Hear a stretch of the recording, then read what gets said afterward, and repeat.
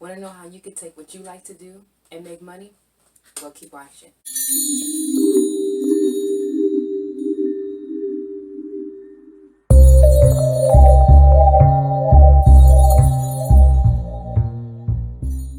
Hello, Hope Flows, and today we're going to be talking about how you can take the things that you like to do and make money and still enjoy doing them. So the very first thing you want to do is find out what you like doing.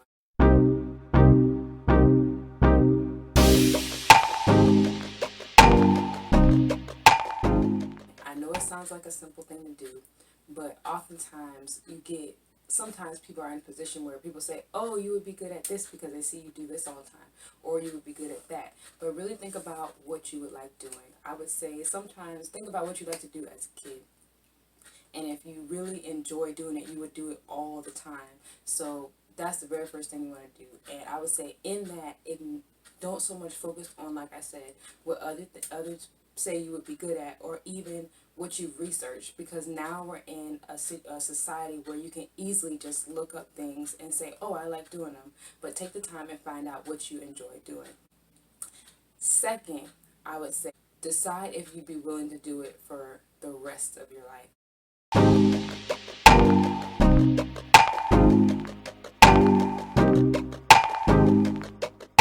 For instance, I enjoy painting and I enjoy doing hair. So I took the time, well, this is personal experience, I took the time to figure out which one I would enjoy doing for the rest of my life. I've been through the experience with both.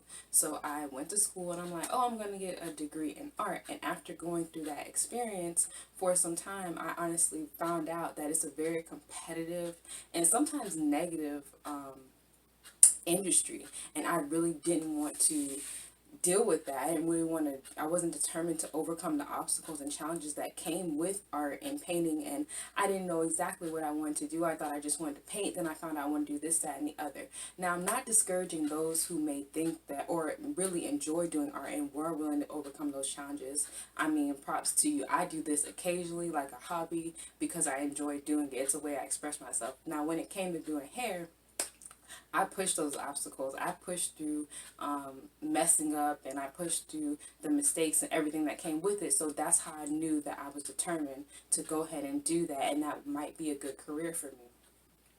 So after you figured out what you like to do and you've determined whether you want to do it for the rest of your life, third, you want to think about what skills and personality traits can become assets to things you like to do.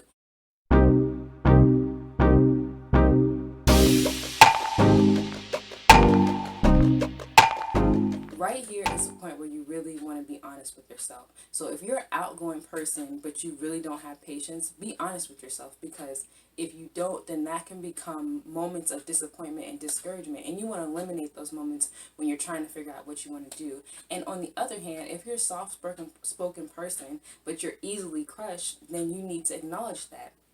I'm gonna take YouTube for example. If that's a place a platform you think you'd be good at because you're soft spoken and you don't have to be surrounded by people, consider the backlash that you may get if you're, which I hope, if that's what you want to do, if your channel becomes successful, and the comments that you may have to deal with. And if it easily crushes you and disappoints you all the way to the point where you're like, I don't want to do this anymore, then that may be not that very thing. So go ahead and hone in on those things that you really enjoy doing. After that, you really want to determine if you want to start a business or you want to build a team, because sometimes if you're a if you're a person who's really able to push through things and you like working by yourself, then you might want to go ahead and start a business by yourself. But if you enjoy working with others and see how you can build on others, then you may honestly look into starting a team for that very thing that you like to do and taking it and making money with it. Now, they both do cross over, so at some point you will have times where you have to work by yourself and there'll be times where you have to work in a team. But this is just to start to really figure out and stay focused and go ahead and push forward with that thing you like to do and go ahead and make money from it. After that, you want to conduct research, but not too much research.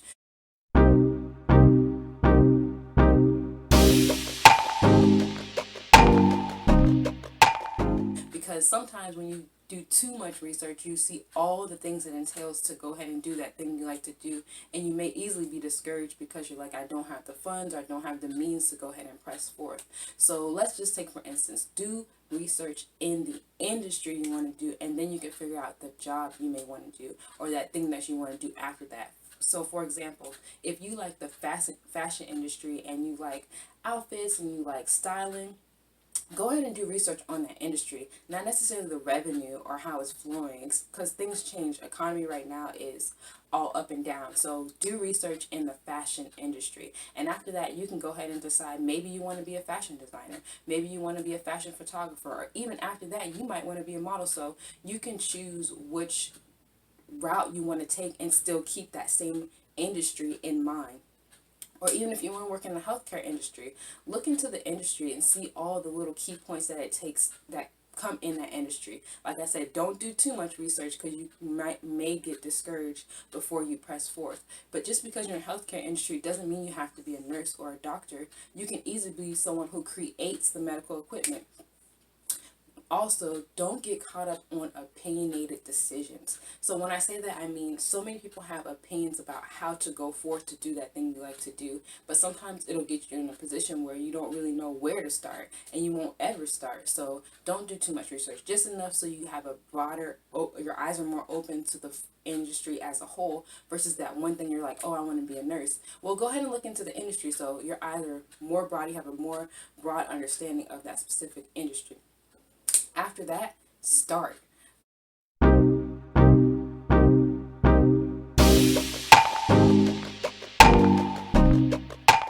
Like, if you don't start, you'll always be stuck at I can't or I won't be able to. And don't focus on so much what you don't have. Be grateful for those little things you do have. Don't let funds or not having the means to do something stop you from not being able to go forth with that very thing that you like to do.